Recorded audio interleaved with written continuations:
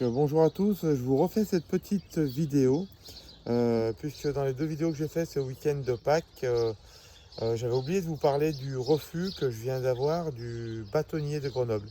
Vous savez que dans mon dossier, j'ai pas été défendu et mon dossier, là où c'était le plus important en 2009, pour faire l'instruction du dossier, j'avais un avocat qui lui-même avait une collaboratrice qui était la femme de l'avocat de la partie adverse.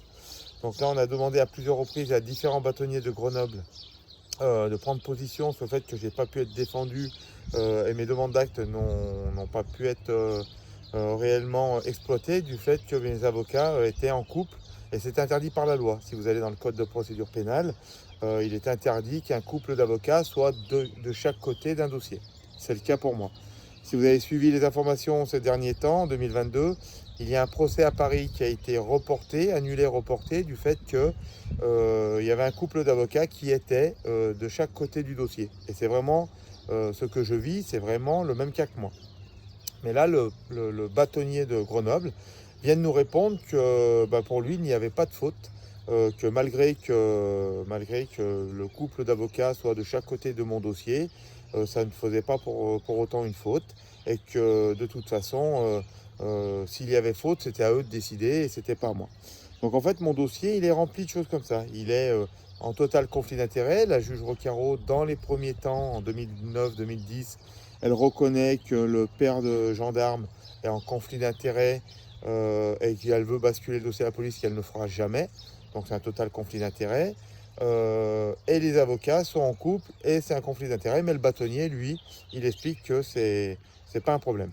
Voilà, donc en fait, on se rend compte qu'à Grenoble, ils ne respectent absolument pas le code de procédure pénale. Je ne comprends pas pourquoi à Paris, le bâtonnier et le procureur ont renvoyé ce procès du fait que l'instruction avait été faite en conflit d'intérêts avec deux avocats de part et d'autre du dossier. Et pourquoi moi, à Grenoble, je n'ai pas le droit aux mêmes lois, puisque le code de procédure pénale dit bien que le conflit d'intérêts pour des avocats, c'est interdit.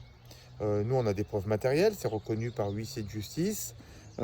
Pourquoi j'ai pas le droit? Donc nous, pour moi, c'était important que le bâtonnier prenne position sur le fait que j'ai pas pu avoir une défense correcte par rapport à ce conflit d'intérêts. Et il dit que là, il vient de me répondre, en fait, là, en mars 2022, il vient de me répondre, en fait, que lui, il classait le dossier et que pour lui, voilà, c'était comme ça. Et que de toute façon, c'était pas parce que j'avais eu des avocats en conflit d'intérêts que j'étais pas coupable des faits. Voilà, donc il n'y a aucune justice en France. Voilà.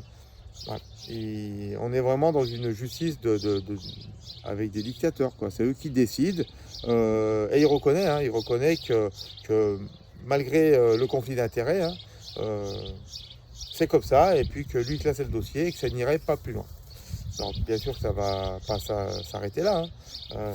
On va remettre dans ma demande en révision. Il faudra qu'on m'explique, moi, de toute façon, pourquoi la justice de Grenoble, que ce soit la juge, que ce soit le bâtonnier de l'époque, ait laissé instruire mon dossier qui m'a amené en prison en tant qu'innocent.